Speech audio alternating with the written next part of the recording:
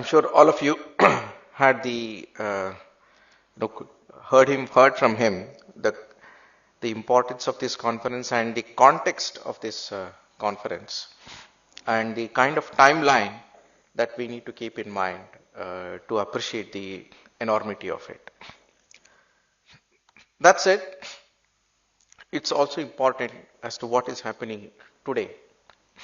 The fact that we are all standing here and talking confidently about Indian knowledge systems is a significant thing, and the recent years have contributed to this renaissance and resurgence significantly. And it's my pleasure and honor to invite Professor Ganti S. Murthy, who is the representative of this renaissance and resurgence of our times. He is the National Coordinator for Indian Knowledge Systems Division, Ministry of Education, Government of India. It's important. I'll give a small brief about Ganti Garu, and I'll give a very personal picture of Professor Murthy ji. He's been spearheading Indian knowledge systems since last 4 years. We all know that 2020 onwards, there is a significant movement. It's also important to know that he's professor of agriculture and bioengineering from IIT Indore. And it's interesting because that has a sustainability angle which is very close to Murthy Garu. And every occasion, every conversation that we have, Murthy Garu speaks about that sustainability dimension, which is nothing but Dharma. Sustainability is the physical dimension of Dharma, Dharayati iti Dharma. And Professor Murthy brings that combination of agriculture and Indian knowledge systems. He did his BTech from NERIST, MTech from IIT Kharagpur, and PhD in agriculture from University of Urbana-Champaign. And since then he's been a tenured professor in US, and after many years he is returned to occupy an important chair in IIT Indore, where also he is spearheading Indian Scientific Knowledge Systems Center. He is the founder head of that institution. And since last 4 years, he's been spearheading Indian knowledge systems at the Ministry of Education. And he has a great passion for many different areas and has been collaborating with various organizations across India, and is the kind of center of all conversations that happens on Indian knowledge systems. It's my pleasure to invite Ganti Garu onto the stage, and before that I request our Kulapati Dr. Nagaraj Garu to kindly felicitate him with a small token of our appreciation from Indica.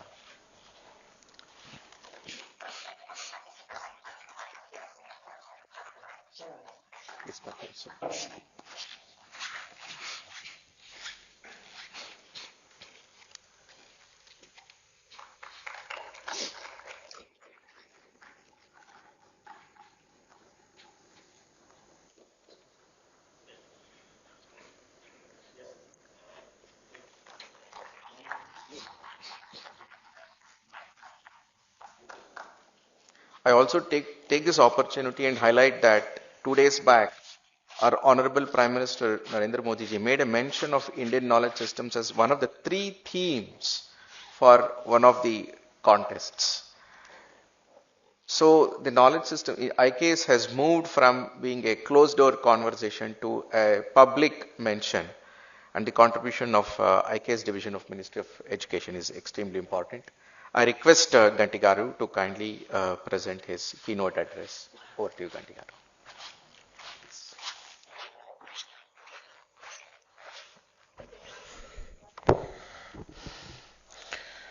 Matrubhyo Namaha, Pitrubhyo Namaha, Gurubhyo Namaha, Sabhaye Namaha, Sabhapatibhyo Namo Namaha. Namaskar to all of you, and warm greetings to all of you who have come here and are attending this 2-day conference. And it's our distinct pleasure to have you all here. And if there is anything that we can do to make your experience better, please do let us know.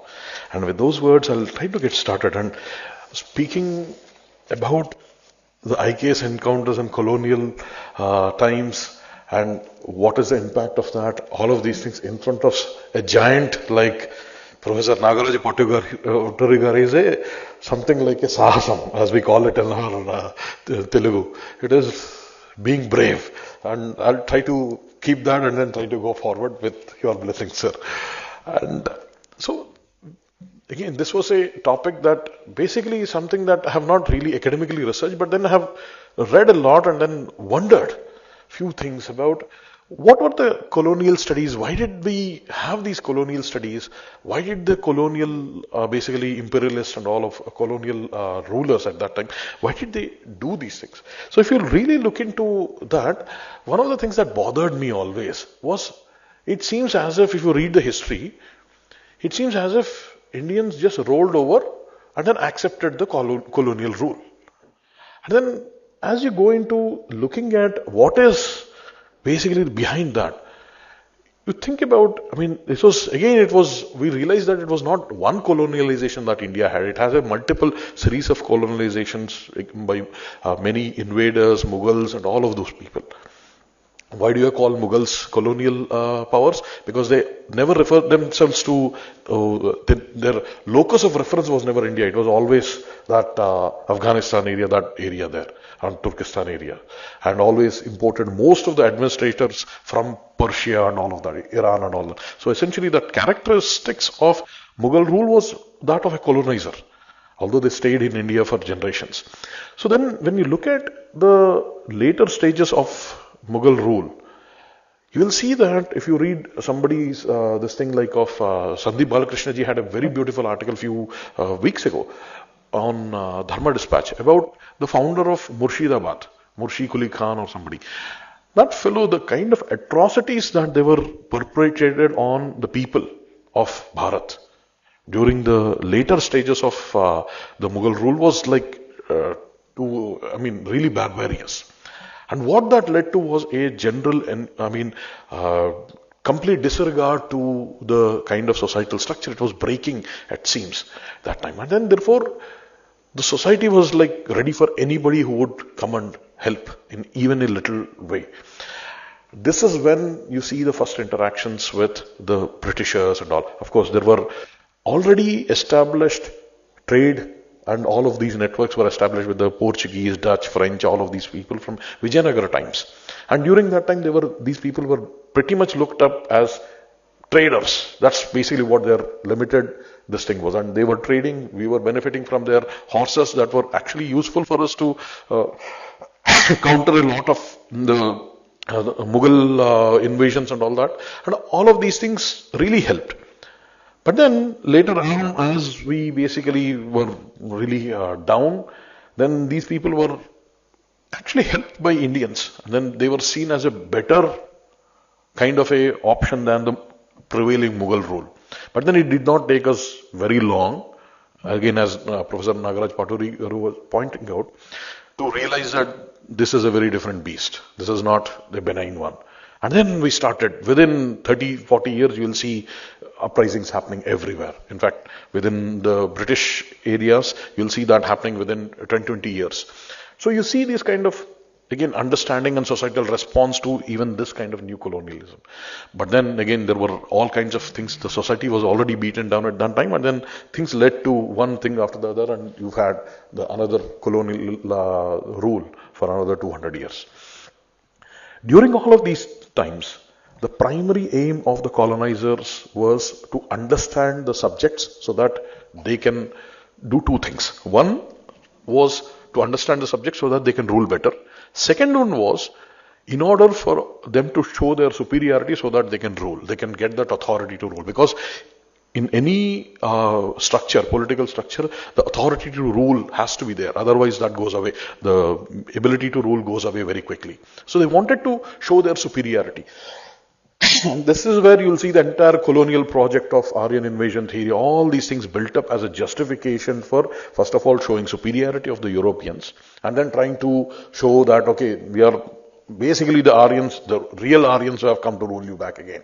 And all of these things have, and then of course the divide and rule policy and all of these things had happened. And this is where we had a response from our Bharatiya scholars as well to these studies.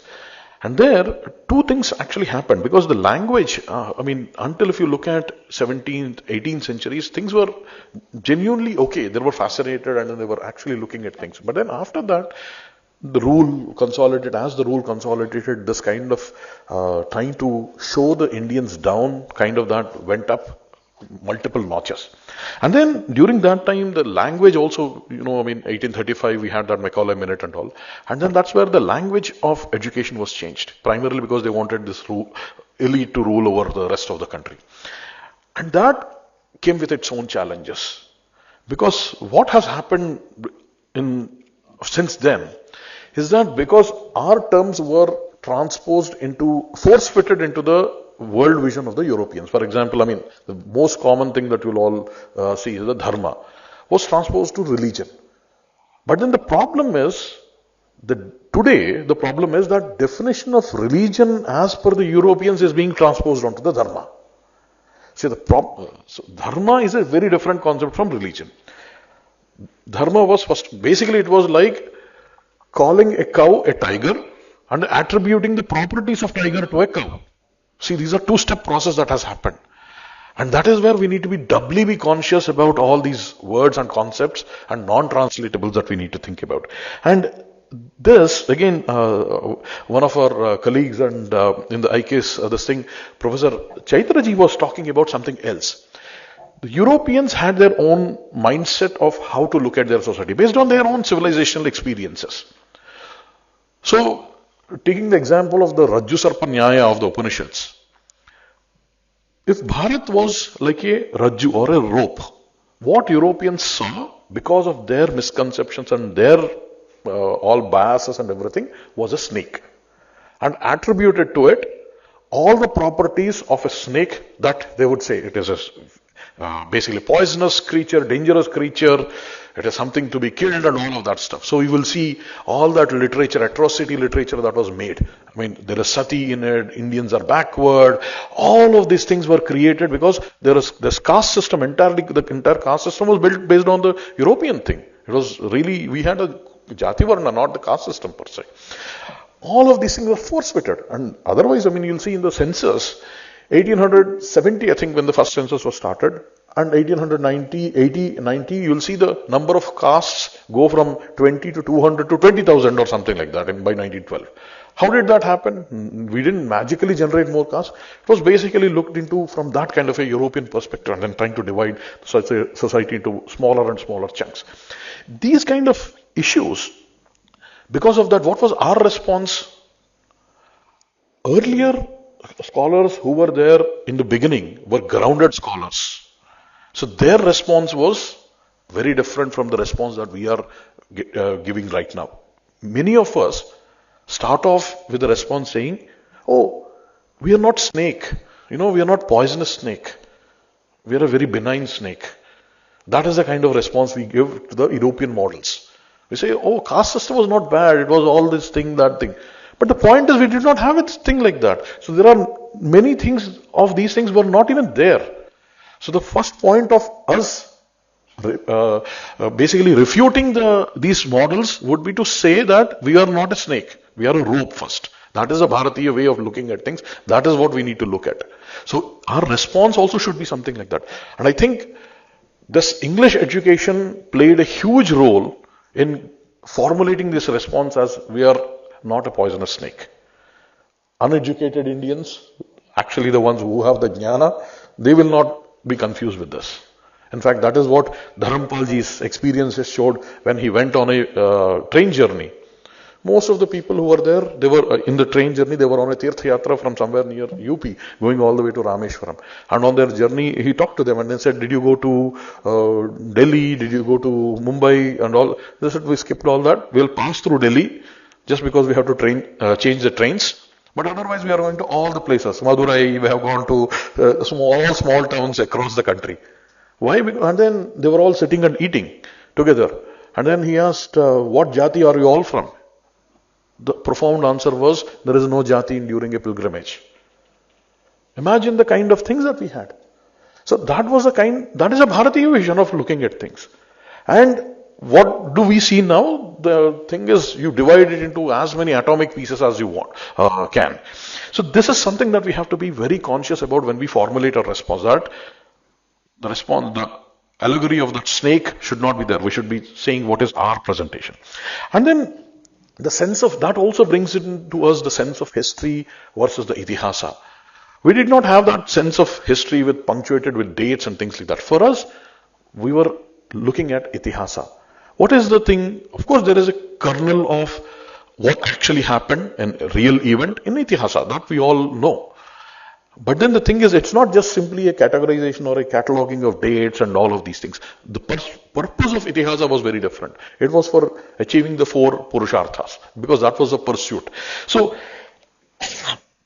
and on top of that, understanding history from a European perspective is one problem, because history is not Itihasa. So that's why all the Puranas are set aside as not being history, whereas that is kind of our way of documenting things. On top of that, we have the historians rather than historians now, putting their own spin on things. When you have these two multiple complications, it muddles up the entire thing. So that's what has happened over the last 200, 250 years. And now what we have is a muddled thing. We need to really put back our own sense of what is Itihasa and then look at it. This again brings out a very important point. Because when we talk about the sense of time is essentially linear in the Western conception. Whereas for us, it is always a Kalachakra, the cycles of time. And these two difference, because of this difference, there is also this essentially the techno-optimism that you will see. That future is always going to be better than the past. So there is always an improvement, is something that is inbuilt into the Western thought process. That is also superimposed even in our thinking. Most of us also think that way subconsciously. This is something that was pointed out by Professor Mahadevanji. He was saying, we say we believe in karma, we believe in punarjanma and all that. But subconsciously, do we believe it? Because he said this is a problem with the educated. Because, see, if we really believe in karma and punarjanma, if somebody steals my money, I should not get upset. Because I know that fellow will pay back with interest in the next janma. I don't have anything to worry about. And therefore, similarly, if I do something wrong, I should be worried about it. Because I cannot get away from it. I have to bear the consequences of it. So if we really think about these things, it self-corrects. The behavior self-corrects towards dharma. But are we doing that? If you look at the society, maybe we have not done that. This continuous hammering of through the education system has probably made us think in Western terms. So we should be very cautious when we think about these things. And even the encounters, basically the Bharatiya response to all of these colonial things has been changing over time too. We need to really be looking at these things. So pre-independence, especially during the pre-1900, scholarship was grounded. After 1950s, 1960s, you don't see that kind of thing. And so we have to be very careful about what kind of scholarship we read also. And we need to really think about these things. And that linear model of time is basically going to say, okay, future is always better. But what was the aspiration of Bharat? Because we talked about Kalachakra. So if future is not the reference point, what was the reference point for us? We did not care about technologies, whether we had a society with high technology, low technology, we had a society with high amount of prosperity or not. That was a secondary consideration.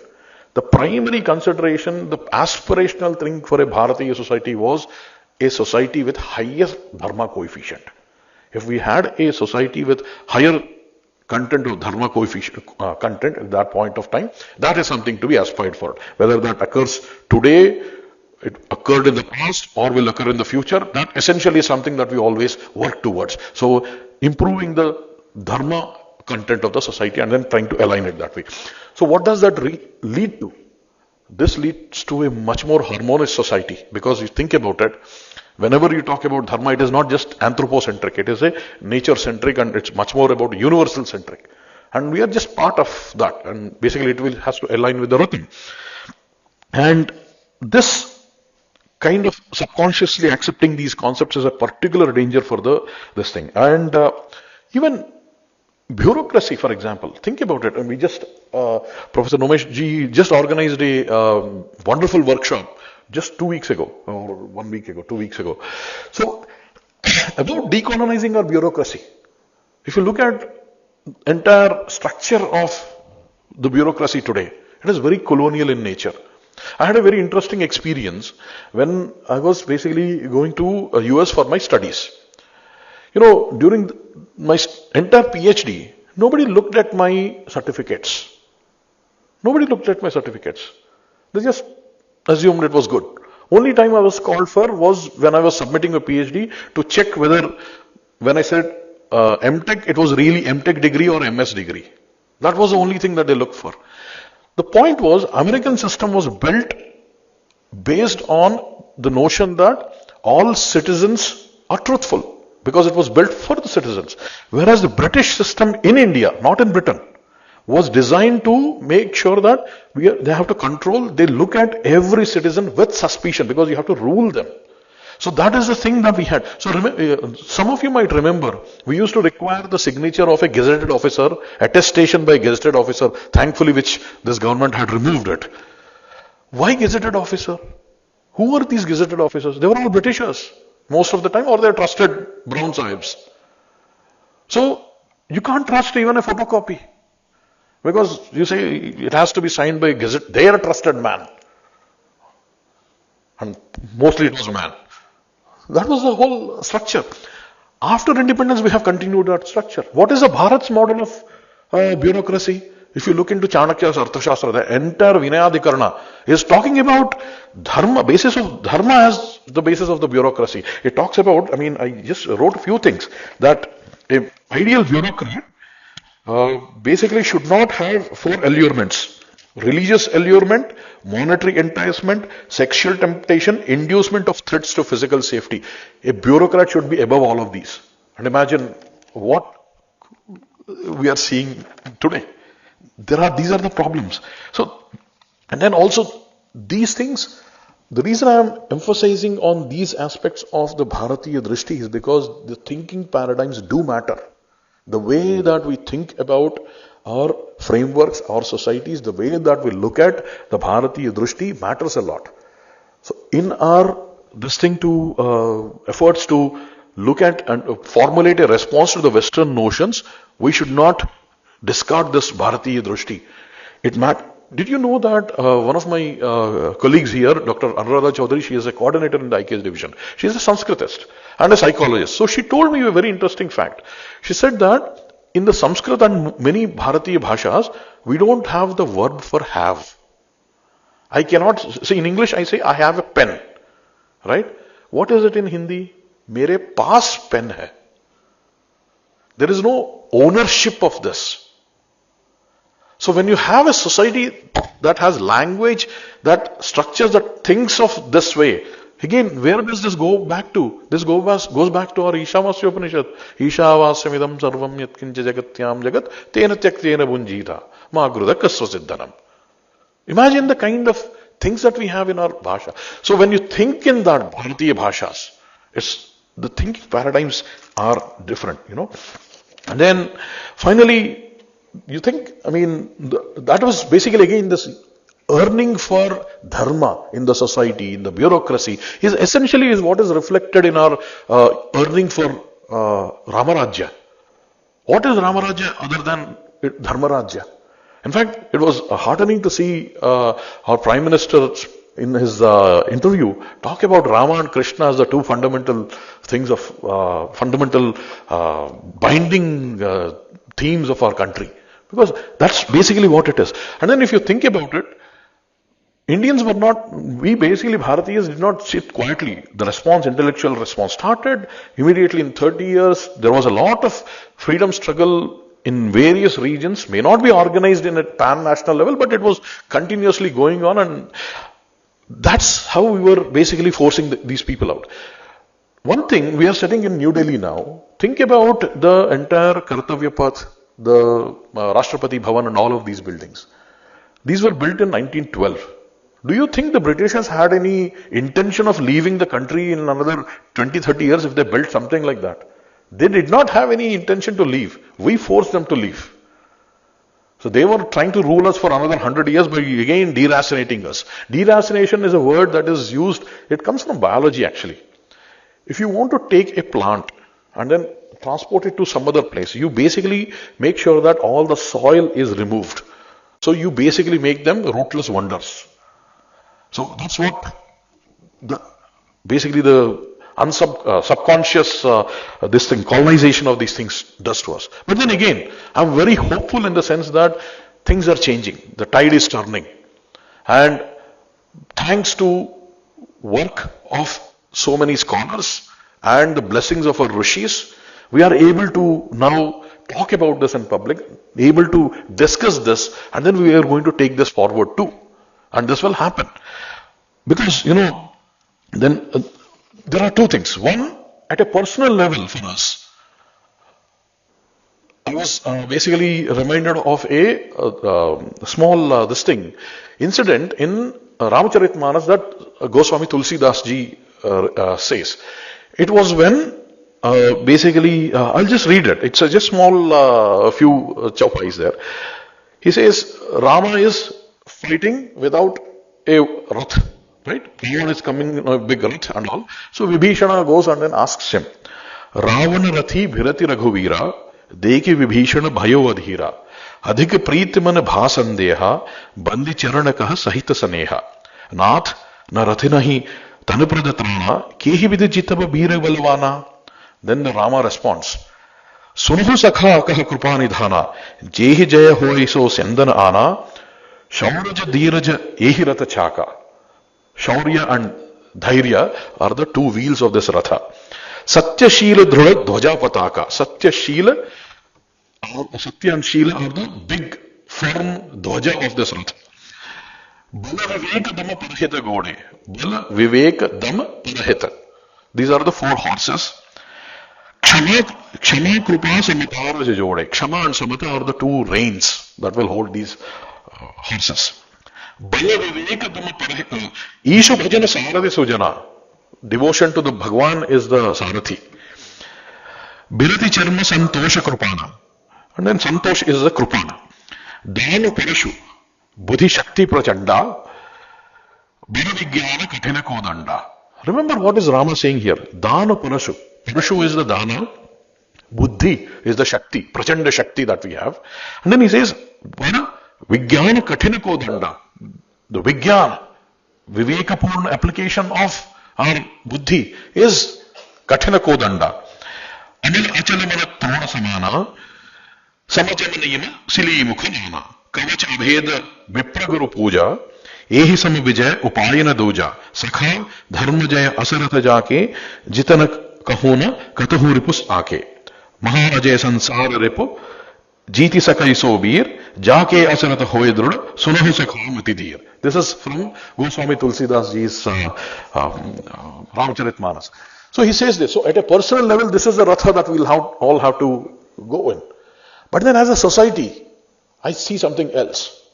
I see a big Ratha of Jagannatha. Jagannatha sitting in his Ratha. And basically it is swept. The paths are swept by the king. This actually happens in Puri. That means the rulers are Dharmic. And then it is drawn by the devotees. Pulled by the devotees. And then the Dhwaja is a Dharma Dhwaja. Such a Ratha has moved. Jagannatha Ratha has moved. And the unique thing about a Jagannatha Ratha is, once it starts, it will not stop. It will go forward. The Bharatiya Jnana Parampara is a part of that. And this path is something that the civilization has awakened. Bharat has awakened, is awakening.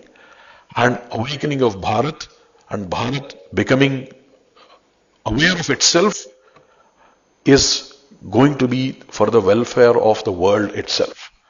And it is not an option for us. It is an imperative for the entire world if we want to have a future that is harmonious, works for the welfare of all, and is something that is Kalyanadayaka for the entire world, and is Dharmic. In a sense, in multiple senses, one of the senses is a sustainability as well.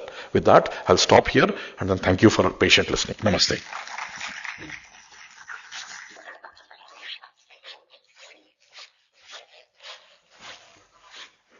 Dhanyawad, Professor Ganti ji, for underscoring the importance of Indian knowledge systems in various different ways. His last few points that he made so well resonate with the vision of Indica.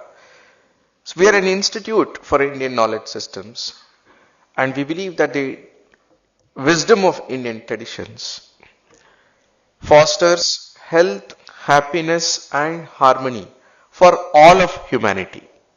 It so very well resonates with what Ganti Garu just now said as he concluded his speech. I was reminded of the vision of Indica as stated by Harikiran Vadlamani Garu, our founder. Thank you for that wonderful speech.